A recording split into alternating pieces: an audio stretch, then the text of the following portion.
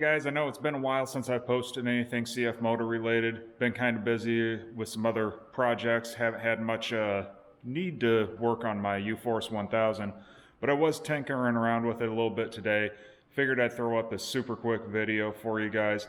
If you've spent any time on the Facebook groups or any of those forums like that, you've inevitably seen where guys are having issues with the 40 amp main fuse, having all sorts of little issues with electrical gremlins and whatnot, and you've seen a lot of guys have had issues with that 40 amp fuse being melted or the fuse holder itself being melted.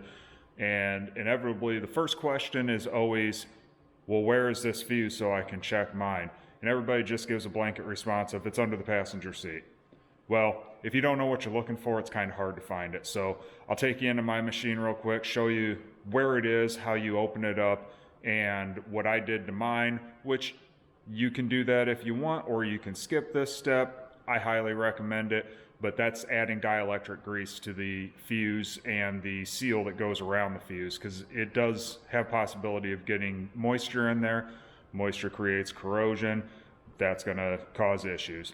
So flip you around, kind of show you where it's at, and then that's it for this video. I'm not messing around with doing any big explanations.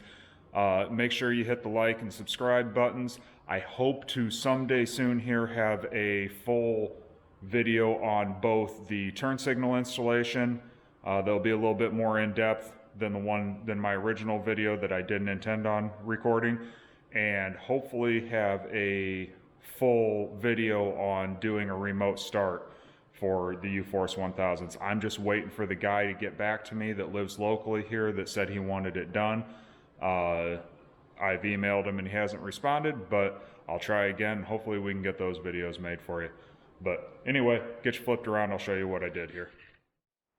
Alright, so after a quick battery change in the camera later, here we are. I'm going to skip the steps where I show you how to take the seat off and pull that thing out, because if you haven't figured that out, you probably won't be doing this.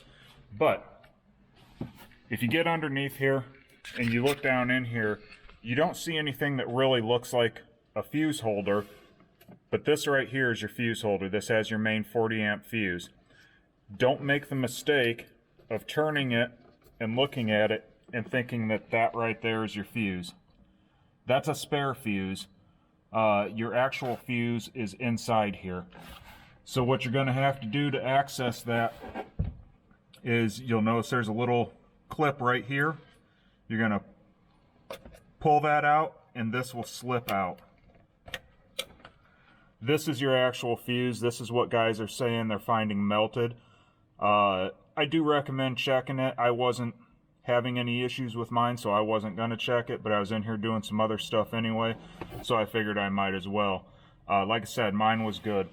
But anyway, what you're going to do is you're going to pull out this fuse and double check and make sure that it doesn't look like it's starting to melt or anything. Check your terminals in there and make sure that they are in good condition. It should take a little bit of force to pull this in and out. If it is loose, then you need to get that checked out or fixed. Well, and fixed. And make sure that it's grabbing the fuse properly. Make sure that when you put it back in, you're putting it in correctly and actually inserting it into the slots and not in between the plastic and the metal.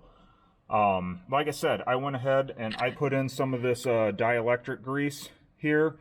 All of the connections that I have actually undone on this machine to make any of my wiring modifications, I've put that in there because they didn't use it from the factory, and seeing as how these are used off-road a lot, and obviously it can get dirt and grime and of course moisture in there, I highly recommend doing that.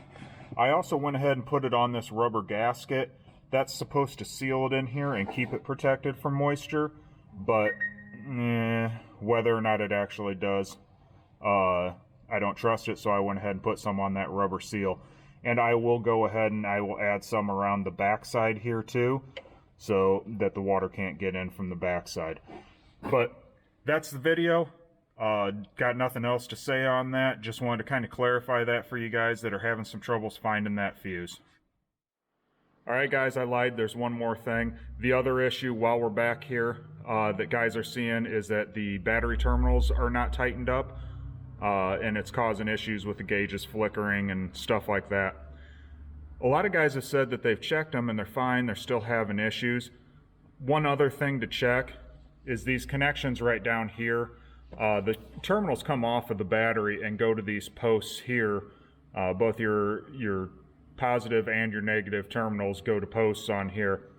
Double check those and make sure those are tight too, because I know when I got my unit, none of them were loose to the point where I was having any issues with them, but they were not exactly tight. Don't go He-Man super tight on them. You don't want to break the studs off, but make sure they're good and cinched up. Hopefully that'll take care of any issues that you have with it. All right, with that, now the video is over. Thanks for watching. Again, hit the like and subscribe. We'll catch you next time.